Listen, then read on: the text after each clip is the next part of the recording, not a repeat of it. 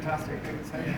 Yes, that was because it always fills me with terror at that moment. You like plug it in, you're like. And how many times have I not? I was pleased that Stuart Butterfield at Northern Voice forgot his dongle, right? Which is this thing here. There's a mild panic, right? Keynote speaker, no dongle. Anyway, what we have here is Dr. Raul Pacheco Vega. Did I say that right?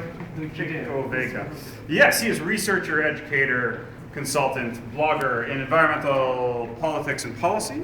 And he's going to talk to us about the kind of convergence of sustainability, public policy, and social media. Go. Thank you. Hello everyone. Thank you, Joe, for inviting me. I'm going to make I have a tendency, I speak really fast. So I'm going to try to compress what originally was 10 minutes into 5. If there are questions, you have the other 5 to ask me. So what you see here is the social network of the New Testament, with Jesus at the center. Yes, such things exist. There is actually a social network of the New Testament. 2 years ago, I started blogging because I was bored of my PhD, and I didn't want to, continue with only writing academic stuff. So I started reading blogs, and I started reading stuff about social networks. And what you're going to see today is some of my reflections from the academic standpoint into how you can apply and how you can intersect social media with environmental studies. Environmental policy and public policy are my fields of expertise. I'm not an expert in social media. I just happen to have tried the tools, tested them, and lo and behold, now I have a consulting gig with social media. But that's another thing. So these are some of my thoughts about properties of information flow in social networking sites. And you'll have to bear with me because these are important not only for public policy making, but also for sustainability, for designing campaigns with a sustainability focus. The first property that you have in social media sites is the reciprocity in the information flow. If you add me on Twitter, likelihood is I will add you back. I will reply back on Twitter. If you send an email, the likelihood is that I will reply with an email.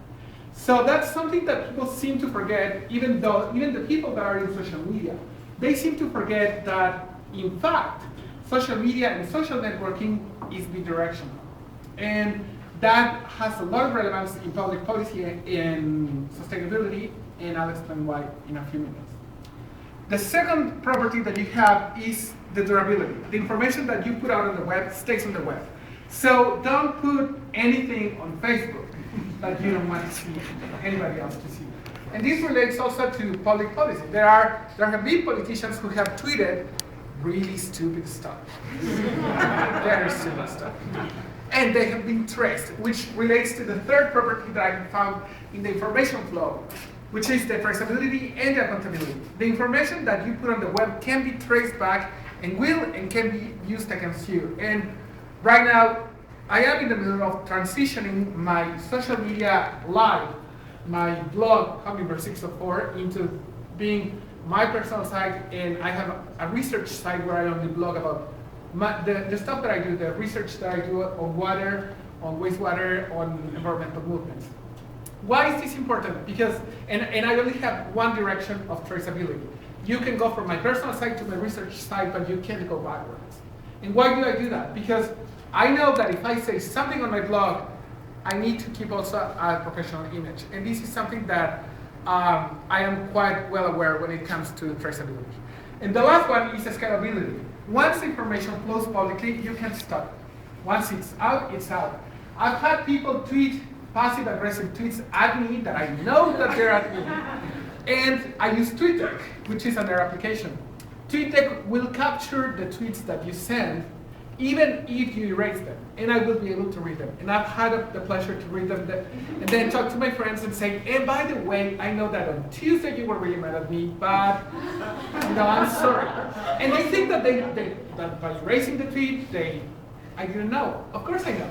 There's Search Twitter, there's TweetDeck, there are many ways. So when you put information out there, be very, very careful. It can escalate. Now, how am I doing time? Okay, now putting the public back in public policy, how is these social networking elements, the properties that I'm using how do they relate to politics and policy?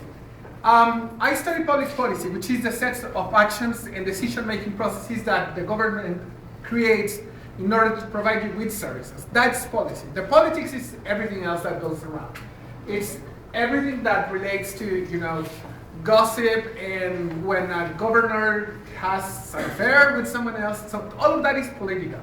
I'm not interested so much in the political side. I'm interested in public policy, in how to design better instruments and better services for citizens, both in the public policy side and also in the environmental policy side. And my tenet is that social networking sites may be very powerful in engaging the public, and we need to take into account the properties of information flows in the networking sites before we think further. Why? Because we live in a triangle of distrust. The government doesn't believe in business doesn't believe in government, the business doesn't believe in civil society doesn't believe in business, and civil society doesn't believe in government, and vice versa. Why? Because there are differences of perception of objectives, strategic objectives, and values.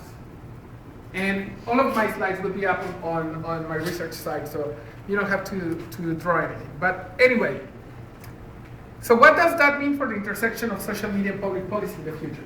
First of all, that relationships between government, civil society, and business that privilege bi-directional interactions may help reduce the distrust.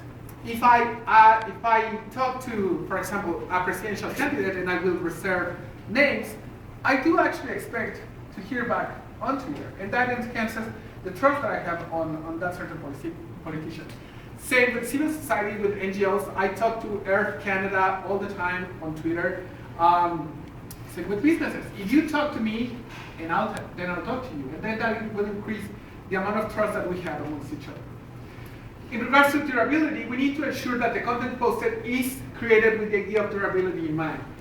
That may increase the confidence among the stakeholders. That is, let information stay there. If it's up there, let it stay there, and be clear in that the content that you're going to put out will stay online.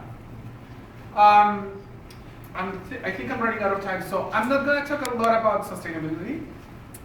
We can talk about it later. But in regards to the last two properties, if you design content with a view that enables citizens to retrace where that information, where that content came from, you can also increase your accountability and transparency. And finally, if you recognize the sensitive nature of some information flows, it's more likely that, and if you recognize the information will escalate, it's more likely that you will have more trust in the government once they do, or businesses once they do recognize this problem. How am I doing with time?